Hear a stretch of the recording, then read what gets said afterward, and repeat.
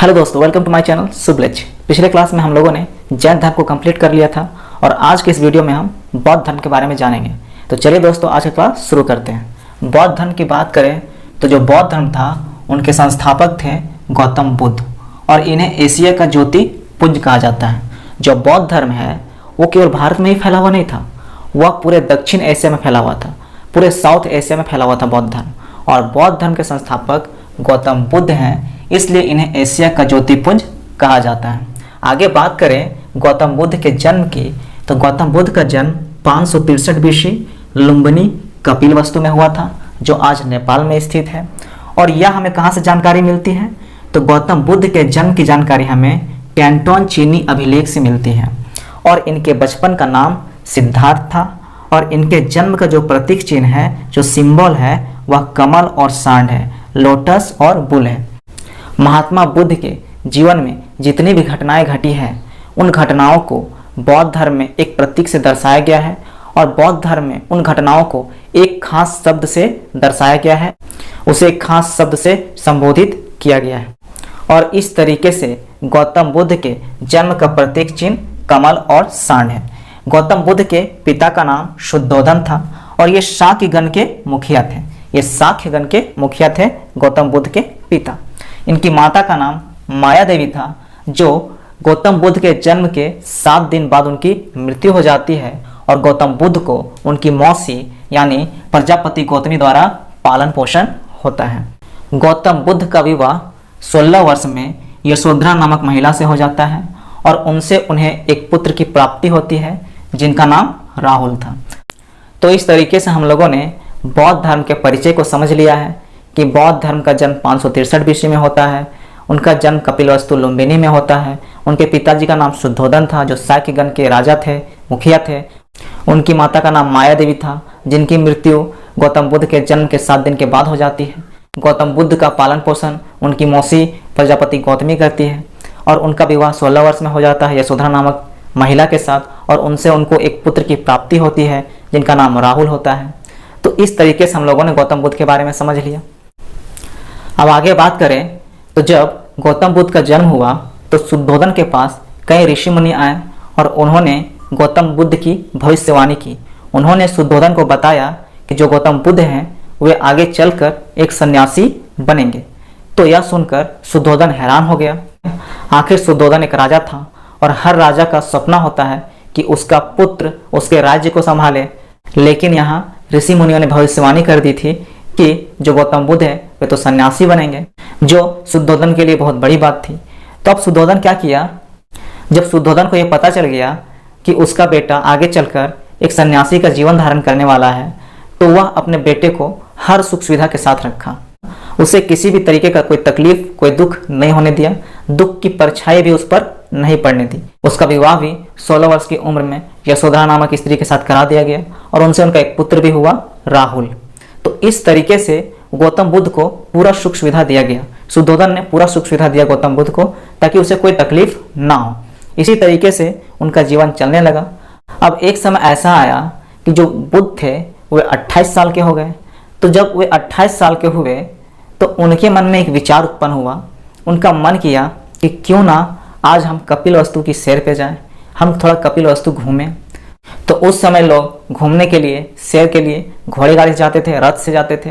तो उन्होंने अपने घोड़े कंथक के साथ और सारथी चन्ना के साथ घूमने का निश्चय किया और वे घूमने के लिए कपिलवस्तु निकल गए। तो बात करें चन्ना नामक सारथी और कंथक नामक घोड़े के साथ गौतम बुद्ध कपिलवस्तु की सैर पे निकल गए।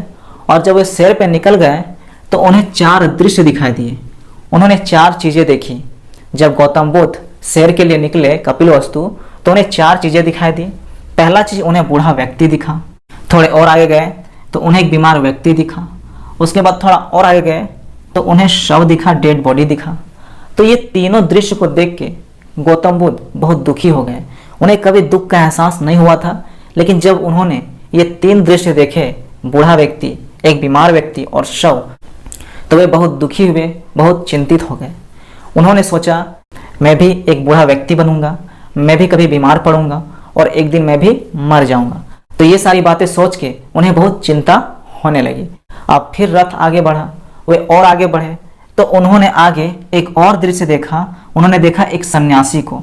एक सन्यासी बहुत खुश नजर आ रहा था। जब गौतम बुद्ध ने पहले जो 3 दृश्य देखे, बूढ़ा व्यक्ति, एक बीमार व्यक्ति और शव, तो वे बहुत चिंतित थे। उसके बाद थोड़ा आगे जाने के बाद जब उन्हें एक सन्यासी दिखा और सन्यासी बहुत खुश दिखा, तो उन्होंने अपने सारथी चन्ना से पूछा कि सारथी, आखिर ये कौन है जो इतना खुश दिख रहा है? तो उसके सारथी ने बोला, राजकुमार, यह एक सन्यासी है, और सन्यासी जो होते हैं वह हर मोह माया से मुक्त होते हैं। उसे किसी तरह का मोह माया नहीं होता है, वह इसलिए बहुत खुश है। उसे किसी तरह की चिंता, किसी तरह की मोह माया नहीं है, इसलिए वह बहुत खुश है।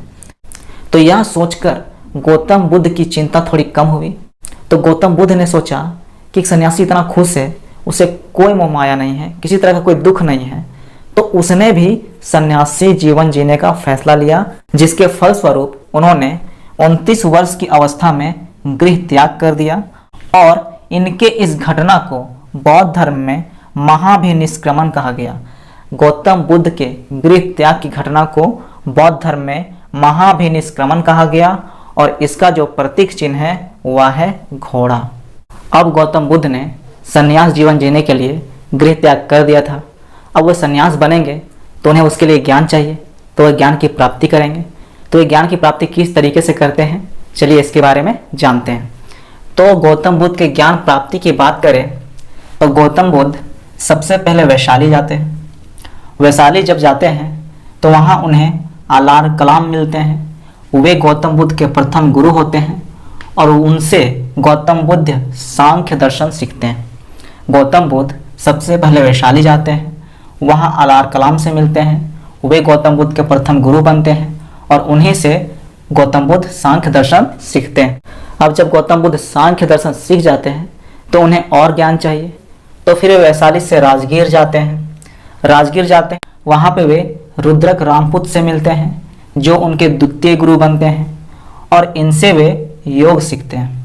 जो गौतम बुद्ध हैं वे वैशाली के बाद राजगीर आते हैं और रुद्रक रामपुत से मिलते हैं, जो द्वितीय गुरु बनते हैं गौतम बुद्ध के, और गौतम बुद्ध इनसे योग की शिक्षा लेते हैं। उसके बाद गौतम बुद्ध उरुवेला आते हैं। उरुवेला में वे 5 साधक से मिलते हैं। जैसे जब हम लोग जाते हैं पढ़ाई करने के लिए किसी हॉस्टल में, तो वहाँ हमारे जैसे और भी विद्यार्थी लोग आते हैं, और भी विद्यार्थी मिलते हैं पढ़ने के लिए, उनसे दोस्ती हो जाती है।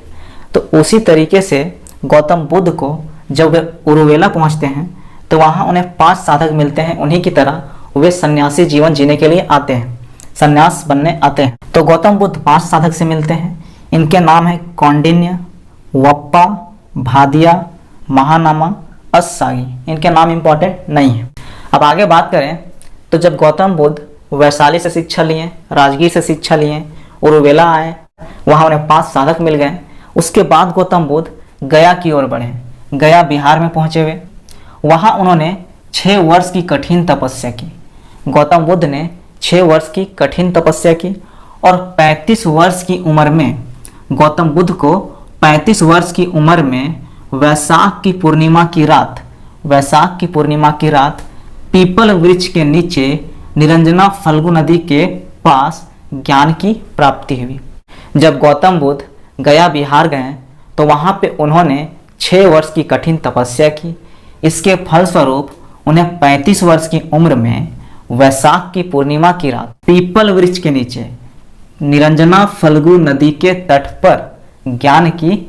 अब जब गौतम बुद्ध को ज्ञान की प्राप्ति हो गई तो ज्ञान की प्राप्ति होने के बाद गौतम बुद्ध, जिन्हें बचपन में सिद्धार्थ कहा जाता था, उनको बुद्ध कहा जाने लगा। और जिस स्थान पे गौतम बुद्ध को ज्ञान प्राप्त हुआ उसे बोध गया कहा जाने लगा।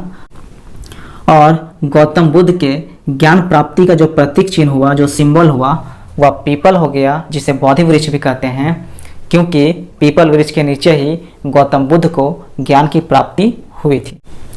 अब गौतम बुद्ध को ज्ञान की प्राप्ति हो गई, तो ज्ञान की प्राप्ति होने के बाद वे अपने ज्ञान का प्रचार प्रसार करेंगे, लोगों को बांटेंगे। तो ज्ञान का प्रचार प्रसार करने का सबसे अच्छा साधन होता है उपदेश देना। तो गौतम बुद्ध उपदेश देना शुरू करेंगे। तो उपदेश की बात करें तो गौतम बुद्ध ने अपना प्रथम उपदेश, अपना फर्स्ट जो प्रीचिंग है, उन्होंने ऋषिपत्तनम नामक स्थान में दिया, जिसे सारनाथ भी कहते हैं। और इस घटना को, महात्मा बुद्ध के उपदेश देने की घटना को बौद्ध धर्म में धर्म चक्र प्रवर्तन कहा गया है। क्या कहा गया है? धर्म चक्र प्रवर्तन। और गौतम बुद्ध ने अपना सर्वाधिक उपदेश, अपना सबसे अधिक जो उपदेश है, उन्होंने श्रावस्ती में दिया, जो कौशल की राजधानी थी। अब आगे बात करें तो जब गौतम बुद्ध ने उपदेश देना शुरू किया तो उनके उपदेश को सुनने वाले लोग भी होंगे, उनके अनुयायी भी होंगे, उनके फॉलोवर भी होंगे। तो उनके अनुयायी कौन कौन थे? तो बिंबिसार थे, प्रसेनजीत थे और उदयन थे।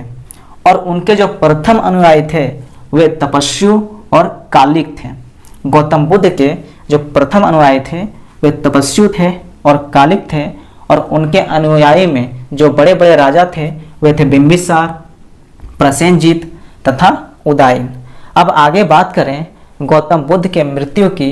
गौतम बुद्ध की मृत्यु 483 ईसा पूर्व में कुशीनगर में हुई।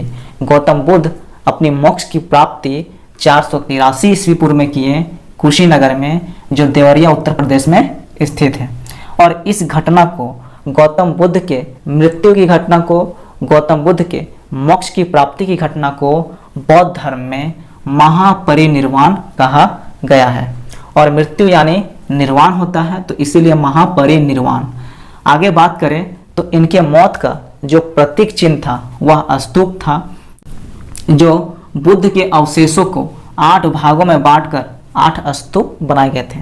तो यही स्तूप गौतम बुद्ध के मृत्यु के प्रतीक थे। और गौतम बुद्ध के मृत्यु को बौद्ध धर्म में महापरिनिर्वाण कहा गया है। गौतम बुद्ध का जो अंतिम संस्कार किए थे वे थे मल्ल राजा। तो इस तरीके से हम लोगों ने गौतम बुद्ध के परिचय को देख लिया, गौतम बुद्ध ने किस तरीके से संन्यास जीवन ग्रहण किया और उन्होंने ज्ञान की प्राप्ति किस तरह से की, इसके बारे में भी जाना, और उनकी मृत्यु किस तरीके से हुई, ये सभी को हम लोगों ने आज के इस वीडियो में देख लिया। अब नेक्स्ट वीडियो में हम बौद्ध धर्म के विशेषताओं के बारे में जानेंगे और उनके अन्य तथ्यों के बारे में जानेंगे जिनसे एग्जाम में सीधे सवाल पूछे जाते हैं। तो जय।